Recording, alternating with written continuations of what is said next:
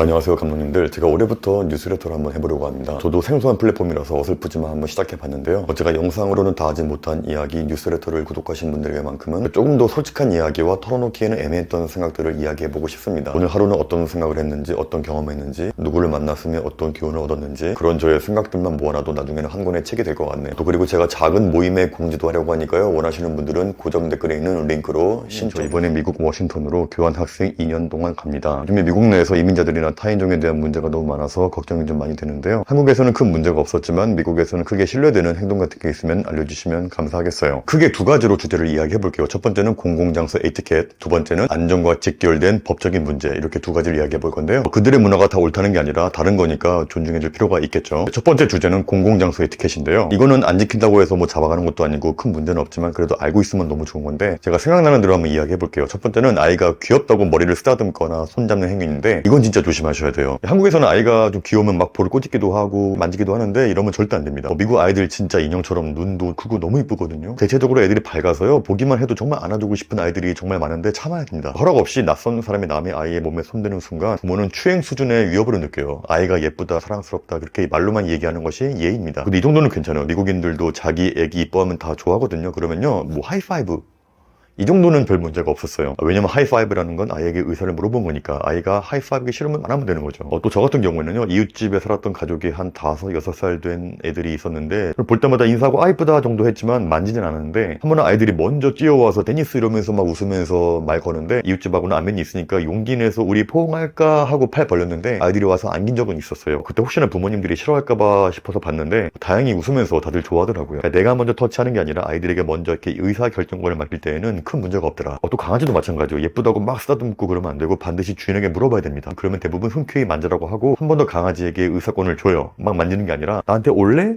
하는 식으로 강아지에게 의사를 주는 거죠. 그래서 강아지가 달려오면 그때 만지고. 한국에서도 요즘 점점 그렇게 변화가는 추세이긴 한데 미국은 유독 좀 그런 게 예민하니까 주의하시고요. 두 번째는 외적인 이야기를 하는 건데요. 한국에서는 친구가 조금만 살쪘으면 너 왜 이렇게 살쪘냐, 살 빠졌으면 너 왜 이렇게 살 빠졌냐, 피곤해 보이면 어제 뭔 일 있었냐, 왜 이렇게 피곤해 보이냐라고 하는데, 이거는 미국 친구들은 되게 기분 나빠하는 요소예요. 또 그리고 외적인 요인 있잖아요. 뭐 키가 작네, 뚱뚱하네, 말랐네 이런 이야기 절대 하지 마시고요. 칭찬으로 하는 이야기 있잖아요. 예를 들면 너 얼굴 되게 작다, 그런 이야기도 하면 되게 싫어해요. 내 얼굴이 작다? 그게 무슨 뜻이야? 이런 식으로 좀 싫어합니다. 그러니까 우리들은 얼굴이 작으면 비율이 좋아 보이니까 칭찬한 건데, 근데 미국 애들은 얼굴 작은 게 칭찬이라는 개념이 없어요. 그리고 처음 보자마자 너 몇 살이냐, 뭐 하는 일이 뭐냐 이런 것도 좋은 질문이 아니에요. 그런 질문은 좀 친해진 다음에, 그 다음에는 괜찮아요. 근데 하지만 별로 친하지 않는데 나이부터 물어보면서 결혼했냐, 직장이 어디냐 이런 질문은 하지 않는 게 좋다. 이건 좀 다른 결의 이야기인데, 이건 제가 상대방의 인종만 보고 실수했던 이야기예요. 이것도 어쨌든 간에 외적인 이야기인데, 가게에 자주 오시던 흑인 할아버지가 있었어요. 굉장히 옷을 깔끔하게 입는 멋쟁이였는데, 그때 미국에서 최초로 오바마라는 흑인 대통령이 된 시기였어요. 그 다음 날이었는데, 그래서 가게에 오던 흑인 손님들마다 다 신나서 오고 오바마 티셔츠 입고 뭐 저랑 하이파이브하고 와 기분 좋게 오길래, 전 당연히 그래서 모든 미국 흑인들이 다 오바마를 좋아하는 줄 알았어. 그래서 아까 이야기했던 그 멋쟁이 흑인 할아버지가 가게에 왔는데, 전 당연히 그분도 흑인이니까 오바마가 대통령 된 걸 좋아한 줄 알고 와 오바마가 당선된 거 축하한다, 기분 좋죠? 이렇게 말했는데,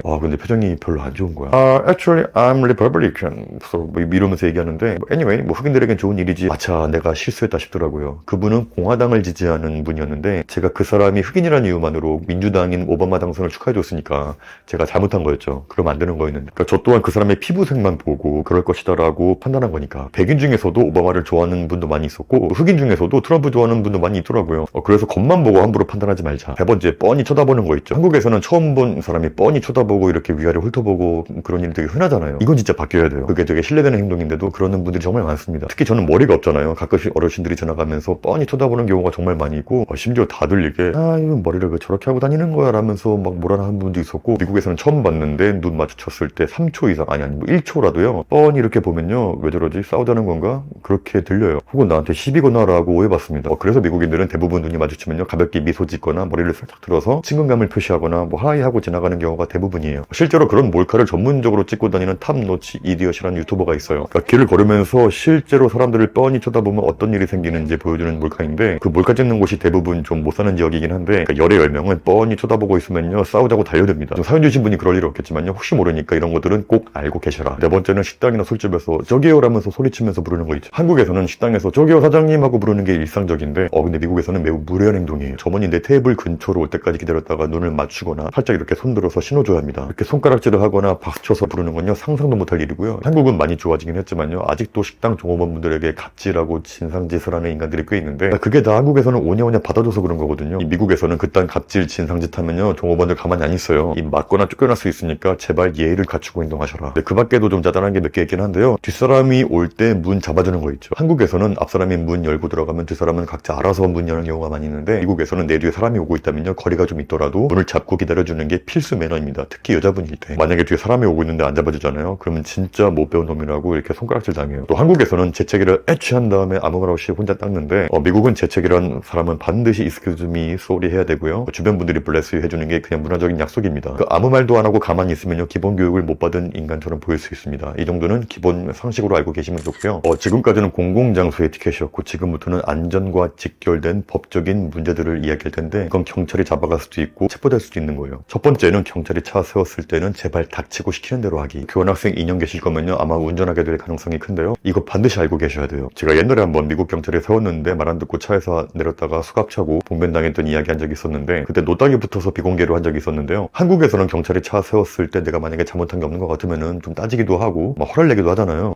미국에서는 죽고 싶지 않으면 그냥 제발 닥치고 시키는 대로 하세요. 억울한 게 있어도 경찰이 차 세우면요 무조건 핸들 위에 양손 올리고 경찰이 올 때까지 가만히 있어야 됩니다. 경찰의 허락이 없이 갑자기 주머니에 손 넣거나 뭐 차 밖으로 내리는 건요 총 맞아서 죽어도 할 말이 없는 짓이에요. 최대한 공손하게 눈빛은 시선만 앞에만 보고 시키는 대로 하세요. 그럼 경찰이 너를 왜 세웠고 무슨 문제가 있었고 설명해주고 나서요 면허증을 제시하라고 할 텐데, 주머니에 있다면 어떻게 꺼낼 거라고 물어보고 허락받고 꺼내시고, 뭐 내리라면 내리고 엎드리라면 엎드리고 시키는 대로 하세요. 그러면 티켓만 끊어주고 그냥 아무 문제 없이 갈 겁니다. 두 번째는 가장 조심해야 할 노란 스쿨버스인데요, 한국에서는 어린이 차량이 멈춰있으면 조심해서 옆으로 지나가는 것이 보통인데, 미국은 스쿨버스가 빨간불을 깜빡이면서 스탑 표지판을 펼치면요 왕복 차선의 모든 차가 예외 없이 반드시 멈춰야 돼요. 대통령이라고 해도 예외가 없어요. 저도 이걸 미국에서 면허 딸 때 배워서 알고 있었는데, 제가 한 번은 운전하다가 맞은편에 스쿨버스가 서 있었는데, 이건 내 차선이 아니라 내가 반대 차선이라서 순간적으로 뭐 아무런 생각 없이 그냥 지나간 적이 있었어요. 근데 그걸 경찰이 와서 본 거야. 그때 경찰한테 엄청 욕먹고 벌금이 670불인가 나오고 벌점도 많이 먹었었어요. 이거는 신호 위반하고는 차원이 아예 다르게 중대한 일로 취급받아요. 이 미국에서 스쿨버스는 그냥 움직이는 성역이라고 보시면 돼요. 전 개인적으로 이건 참 잘하는 거라고 생각을 해요. 그만큼 아이들의 안전을 엄청 중요하게 생각한다는 거니까. 이 미국에서는 아이들에 대해서만큼은 굉장히 민감해요. 아까도 이야기했듯이 허락 없이 머리를 쓰다듬어도 안 되고, 이 스쿨버스에서도 반드시 차가 출발할 때까지 차가 움직이면 안 되고, 또 그런 것도 있어요. 혼자 놀고 있는 아이에게 가서 말 거는 것도 굉장히 조심해야 돼요. 아동 성추행범으로 신고받을 수도 있어요. 아이에게 폭력을 휘두르거나 아이에게 몹쓸 짓을 하다가 감옥 간 인간들은요 형량도 어마어마하고요, 감옥 안에 있는 죄수들에게조차 사람 취급 못 받고 맨날 처맞고 가혹행위 당합니다. 이렇게 아이를 상대로 한 범죄자는 교도소 안에서 다른 죄수들에게 인간 이하의 모욕을 당해도 교도관들이 그냥 눈 감고 넘어가 줘요. 저런 인간들은 당해도 싸다, 그런 의식이 있어요. 그만큼 미국은 아이들의 안전에 대해서 진심나라니까 항상 조심하자. 세 번째, 내 집에서 나가. 사유재산 침범, 트레스패싱. 좀 한국에서는 시골 같은 경우에 마당이 있는 집을 보면 가까이서 가서 구경하거나 지름길이라고 해서 남의 집 앞마당을 가로질러 가는 경우가 좀 있는데, 근데 미국은요 사유재산 침범에 극도로 예민합니다. 특히 노 트레스패싱이라는 표시판이 있는 곳에 함부로 갔다간요 준이 총 들고 나오거나 즉시 경찰을 부를 수 있습니다. 미국에서 남의 집 마당은 그냥 땅이 아니라 그 사람의 영토예요. 이렇게 허락 없이 들어간다는 건 남의 나라에 침략한 거나 다름없고, 침략자는 쏴 죽여도 웬만하면 정남마이가 나온다. 한국에서는 강도가 흉기 들고 들어왔는데도 죽어라 패버리면요 집주인이 감옥 가잖아요. 미국 친구들이 들으면 굉장히 이해가 안 가는 이야기일 거예요. 아니 우리 집에 흉기 들고 쳐들어왔는데 그걸 그냥 죽여야지 냅둬? 이런 마인드가 있기 때문에 남의 집, 남의 사유재산 이런 건 정말 조심하셔라. 최근에 그런 일이 있었어요. 미국에서 자기 딸하고 사귀던 남자친구가 있었는데, 그 남자친구가 딸이 싫다는데도 계속 문 두드리고 나오라고 했는데, 그 딸의 아버지가 꺼지라고 했는데도 안 꺼지니까 장총 가지고 나와서 바로 현장에서 총으로 쏴 죽여버렸어요. 무죄 나왔습니다. 이렇게 사유재산 침범에도 극도로 예민한데, 더 극도로 예민한 건요 바로 사적 공간 침범도 있는데, 미국에서는 자기의 팔 길이 정도의 거리를 사적 공간이라고 해서요 이 공간이 침범될 경우에 크게 화를 내고 신고까지 합니다. 예전에 이근대회가 법원에서 나오는데 구제역이 막 달려들어서 영상 찍고 시비 걸었는데, 그때 이근이 구제역에 핸드폰을 손으로 쳐서 처벌받았잖아요. 이근은 미국인이기 때문에 이런 거에 불쾌감을 느끼고 그렇게 행동한 건데, 미국이었으면 오히려 구제역한테 처벌 줬을 거예요. 왜냐면 나한테 그만 다가오라고 말했는데도 끝까지 달려들어서 내 공간 침범했으니까. 미국 영화 보면 클럽에서 남자가 갑자기 여자 막 껴안고 춤추고 막 그런 게 나오잖아요. 이 현실은 절대 안 그래요. 미국이 자유분방해 보여도 그렇게 막 여자분의 허락이 없이 막 그렇게 끌어안고 스킨십하면 큰일 납니다. 반드시 익스큐즈를 하고 허락을 받아야 한다는 거. 미국에 가보신 분들은 아시겠지만 남녀노소 불문하고 조금이라도 몸 스치잖아요? 그러면 진짜 호들갑 떨면서 그렇게까지 해야 되나 싶을 정도로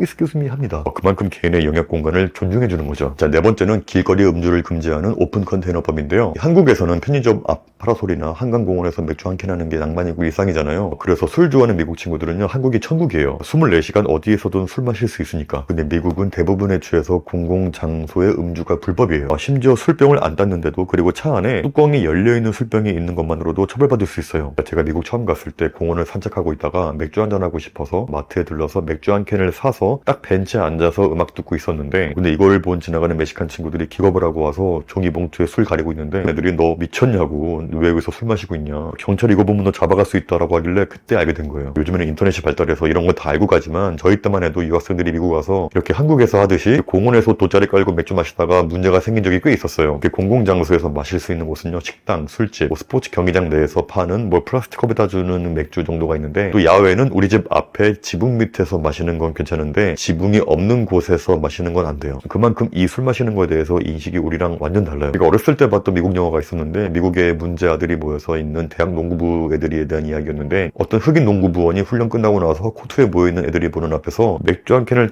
딱 따서 마시는 게 있는데, 그때 팀원들이 너 미쳤냐고 당장 버리라고 난리가 난 거야. 근데 제가 보기에는 아니 다 큰 대학생인데 농구 끝나고 맥주 한잔 할 수 있지 않나 라고 생각했는데, 근데 그 모습을 감독이 보고 그 흑인 친구를 뺨을 때리고 농구부에서 내쫓는 장면이 있어요. 근데 그때는 아니 이게 뭐 그렇게 큰 잘못인가 라고 생각했었는데, 미국에 살다 보니까 이게 정말 학교 농구부에서 잘릴 정도로 큰 문제가 되는 행동이구나. 왜냐면 당시 한국에서는 대학 캠퍼스 내 잔디밭에서 돗자리 깔고 맥주 마시고 했으니까. 이렇게 미국은 술 마시는 문화가 우리랑은 많이 다르다. 이 영상을 보고 나서 혹시나도 미국에 대해서 관심이 있거나 질문이 있으면요, 얼마든지 댓글 남겨주시면 제가 영상으로 이렇게 만들어 보겠습니다.